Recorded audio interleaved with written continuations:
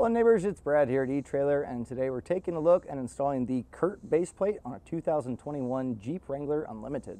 When it comes to flat towing your Wrangler, there's going to be 5 main required components that are going to be the absolute minimum to tow it down the road. Starting on the vehicle side, we have our base plate, and that's going to have the attachment point for our tow bar to connect between the towed vehicle and the RV. Going along with that, we have safety cables that'll keep it all together in case of an accidental disconnect. We also have a braking system and also diode wiring. When you add a base plate to any vehicle to flat tow it, it can take away from some aesthetics, and this is really what you're going to see when you're normally driving around with your Jeep and not hooked up. So this base plate in particular is a lot more exposed than some of the other ones out there. You can see the entire base plate, which on a Jeep you can kind of pull that off. This is one of those vehicles when you add accessories, it kind of adds to the look, whereas some of your other passenger vehicles with something like this would be rather unsightly. But this is actually a really good option if you are okay with the look of it being exposed. If you're wanting to hide that behind the skid plate, there's plenty of other options available. I preferably would choose a Roadmaster base plate. I always have really good luck with those. Really, this kind of does cut down on some of the trimming that you'll have to do. The other ones you do have to cut out and be pretty spot on. This one was pretty easy to do. But being that it is exposed, you are going to see all the mounting points that you have, and they do include some nice caps here, so that way when you are driving down the road, it's going to be exposed to pretty much any weather that you'll be in, and these are going to help keep down any buildup of corrosion, rust, or just road grime long term, making it a lot easier to get your arms in place when you are ready to hook up.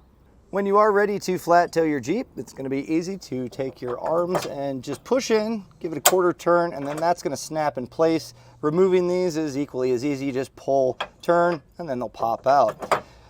So the great part about this base plate is it's very easy to see all of where the components are. So when hooking it up, just follow along and make sure that they all get hooked up. So first thing, we'll get our safety chains in place. We'll get our arms attached to our tow bar. And this brings me to a point of this style of arm will work with just about any style of tow bar, but it's important to make sure that when you order your tow bar, you're getting it with the ends that will work with it. So you can get a Roadmaster, no problem. You're just going to want to make sure that you have the adapters.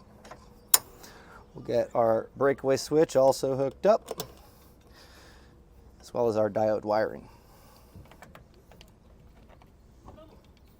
When you're ready to flat tow your Jeep, this is how it's going to look like when it's all hooked up. And overall, this is a really clean base plate for hooking everything up. You do have some adjustability as far as getting everything mounted up, so you can really dial that in. Now, something that you're going to want to consider with any base plate and when choosing a tow bar is the height of the base plate arms.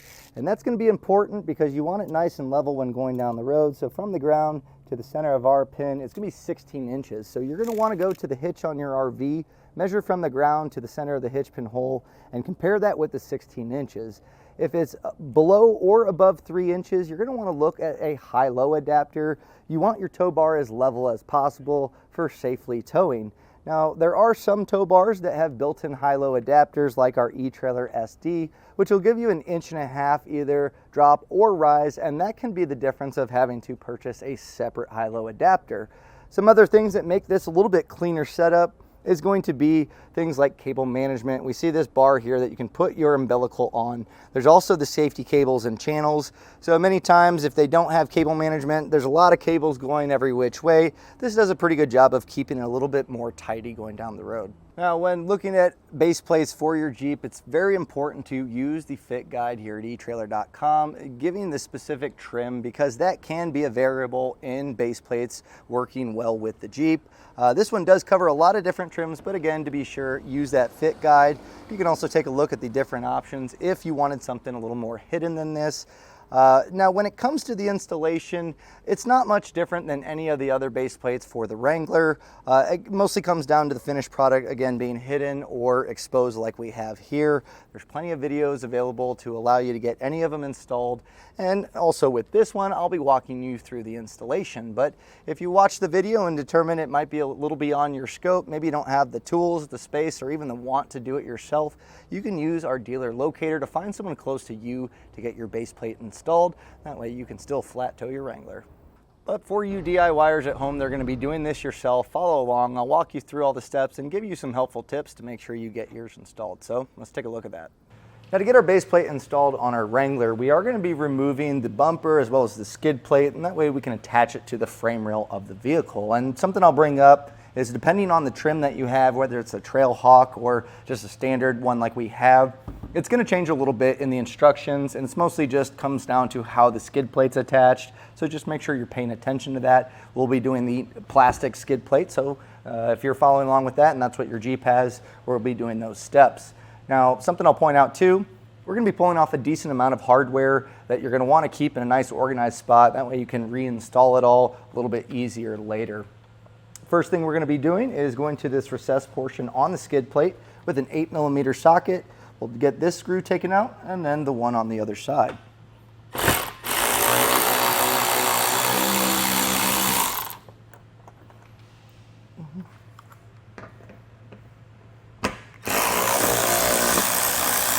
My way of organization for not only our new hardware but also the old coming off is just a muffin tin, something that's, you have different spots to keep them, and if you do it step by step, it'll make it a lot easier when you go to reinstall it.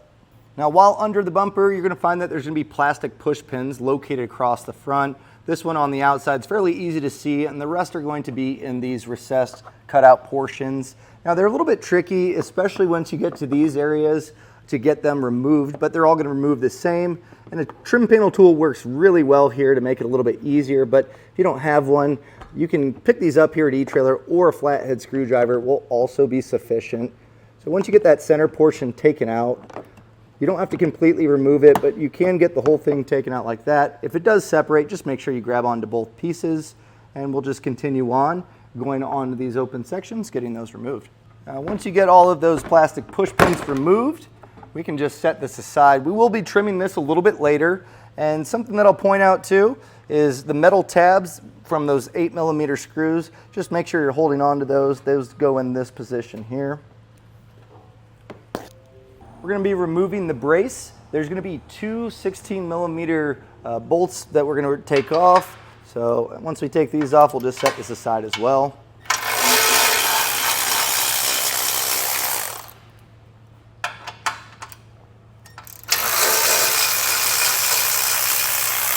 There's a small tab up top, so once you take those bolts out, you just lift that up. You may have to kind of bump it, but that'll slide up, and then we can set this aside. Now head to the top of your bumper, and you're going to find two plastic push pins in this recessed portion, one on each side. So we'll get these pried up. It's a little bit tucked in there, so again, just be careful. We'll get that center portion pulled out. Slightly different than the other plastic push pins we dealt with, but it's going to be a similar fashion to get these out.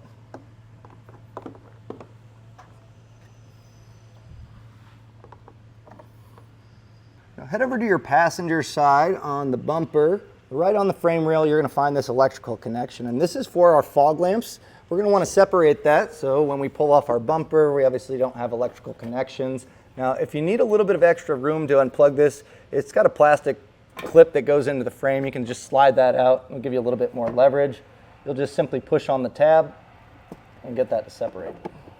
The last step to get the bumper removed from the frame is going to be removing the 18mm nuts located on the back side. So if you go where the frame rail is located, you'll have these frame stiffeners that attach to these studs. Now there's going to be two on each side of each frame rail, so there's going to be a total of 8 18mm nuts. Now I do recommend knocking these loose with maybe a 1/2 inch. Sometimes the thread lock that's on them from the factory can be a little bit tight, but once you knock them loose, they're pretty easy to get off. So we can go ahead and get all of those removed.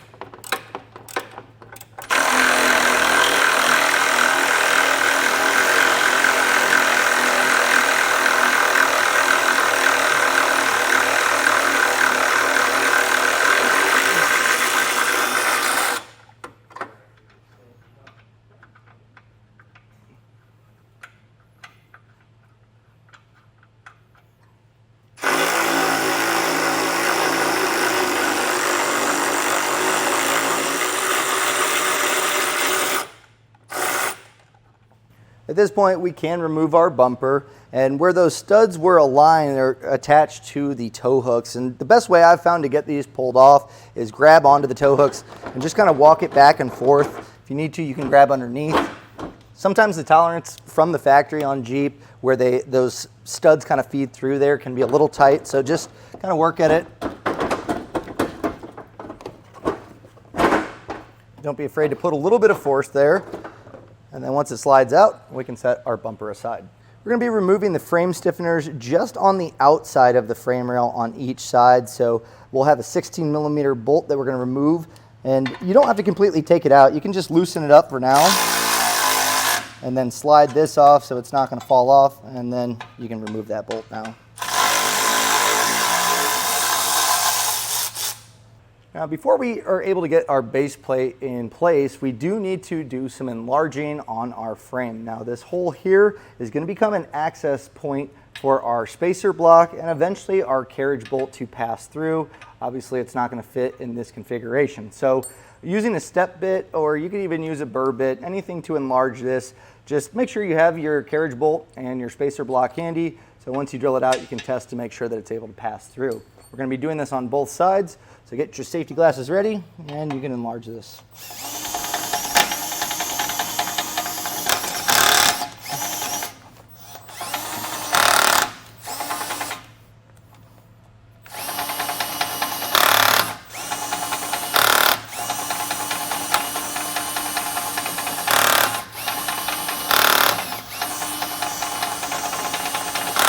So I enlarged these holes. I did find that a burr bit does take a little bit. A step bit, it might not be the best option, but if you take a Dremel and just kind of run it across and just open it up, just to have it enough to where you can drop this in, even at an angle like that, that's what we're looking for.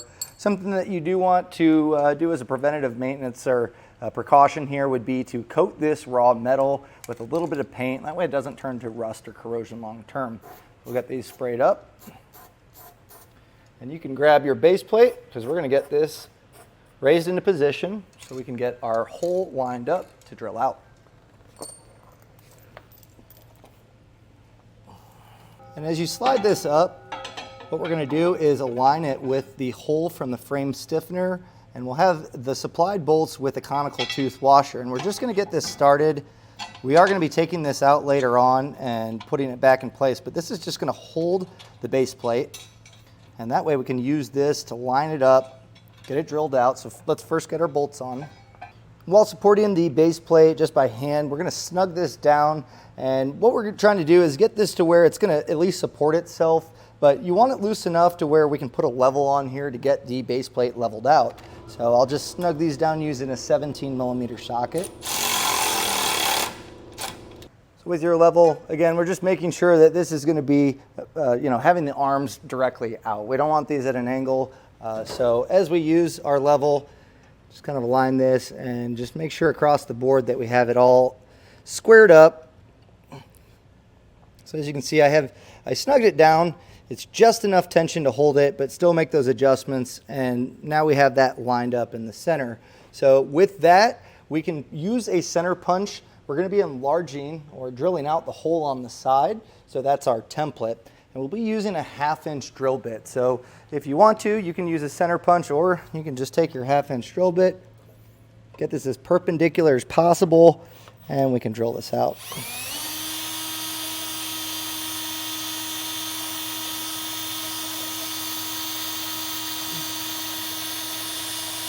Now you may want to use a smaller bit to start it and then enlarge it. Otherwise, this can be a little cumbersome. It's going to take a little bit. So once we get this drilled out, just kind of pass that drill bit through it. And then also, if you want, you can take the carriage bolt supplied and test to make sure that it passes through and it's nice and straight. But we'll just get both of these sides drilled out and then we'll come back.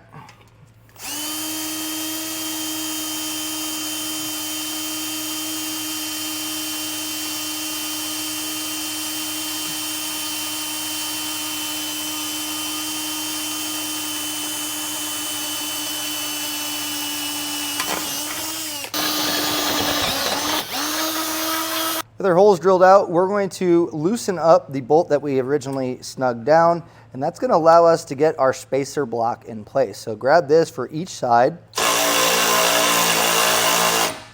And with that loosened up, we'll just slide this in place.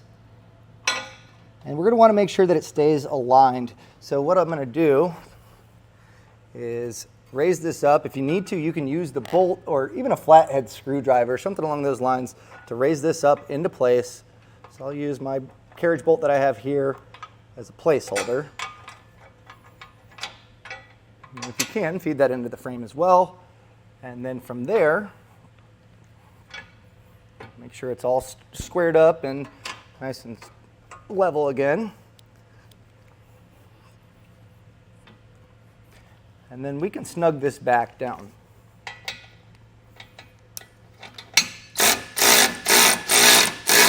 Just enough to hold that block in place.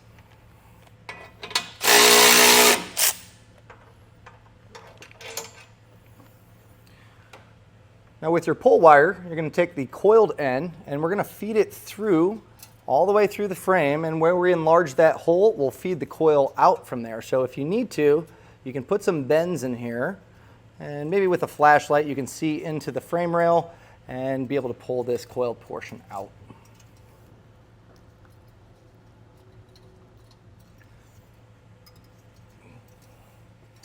And with this coil portion hanging out here, just make sure that you don't pull it all the way through, because we'll be using that to pull our spacer block and carriage bolt through. So first, take your spacer block and you can just feed that into the frame rail. You'll take the longer carriage bolt. There's two different sizes included in the kit. The longer one's going to go in here. We'll then thread that on the coiled portion. And as you test fit your carriage bolt in earlier when enlarging, you may need to put it at an awkward angle like this, but as long as you get that fed into the frame rail, you'll be able to pull this through. You just jostle this around a little bit until you get that carriage bolt to have the stud pull through the spacer.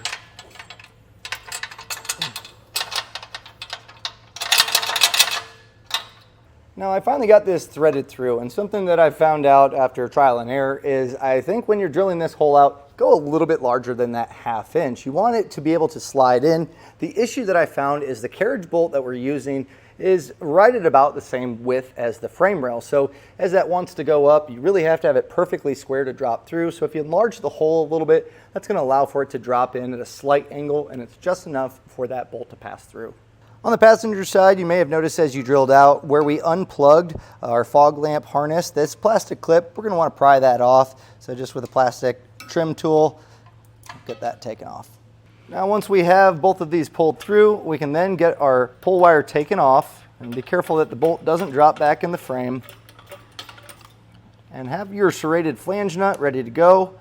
We're going to thread this on, and once you get that started on both sides, we'll tighten and torque that down. Now if you want to snug this down before torquing, that would be a good option with your level. You can also make sure that it is level, tighten it down, and then our torque wrench will do the rest to make sure that it's going to be snugged in place. Torque settings are found in the instruction manual. The socket you'll be using is a 3/4 inch. Now if you need a torque wrench, you will need it for future steps in the installation. You can get one here at eTrailer. You can generally go to an auto parts store and rent one for free. But this is going to be important long term to make sure that the bolts aren't going to become loose, but also not too tight, putting stress on the hardware.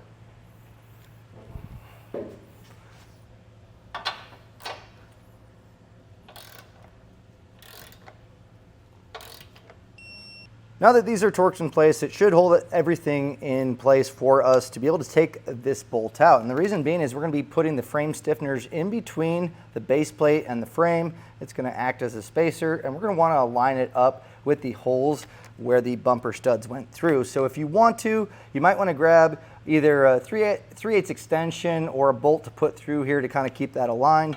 But the first thing we'll do is loosen this bolt up.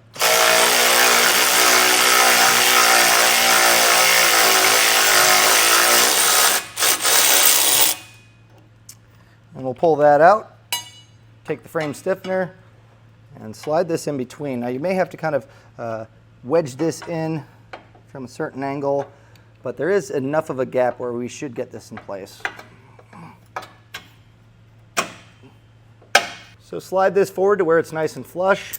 We'll then take our bolt and our conical tooth washer and thread that back in place.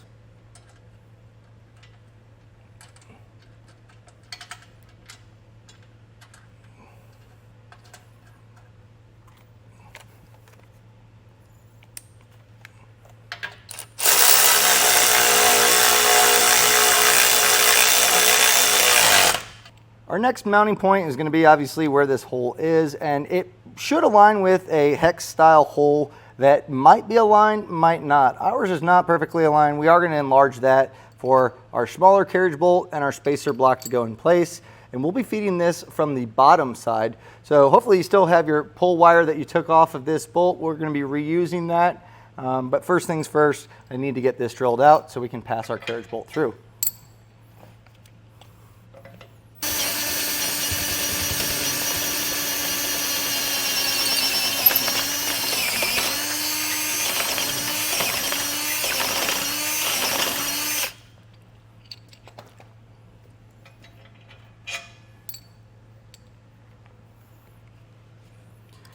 Take the coiled end, feed this through and down.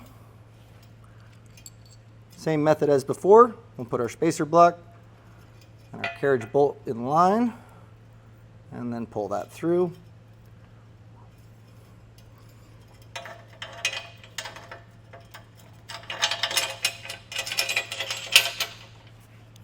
And then save your pull wire and finish this up with a serrated flange nut.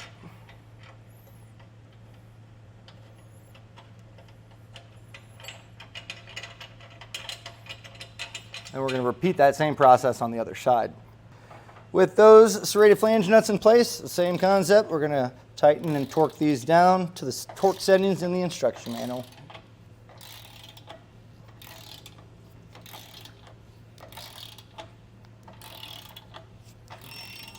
One of the final steps before getting our bumper and skid plate put back in place is going to be putting our safety cables.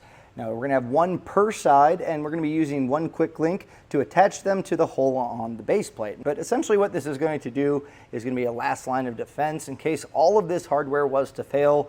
This cable will be wrapped around the frame and keep everything attached. So just make sure you're looping it around. So I just kind of went up around this body mount here and looped it together. So that way it's structurally sound. I went ahead and did that on the other side. Now, if this cable does interfere with anything as you're putting stuff back, you can zip tie this up to make it nice and tight against the frame and away from any moving pieces. Again, this is just a last line of defense, so as long as it's in place, you should be good. And at this point, you can decide whether or not you want to put your bumper back in place as well as your skid plate.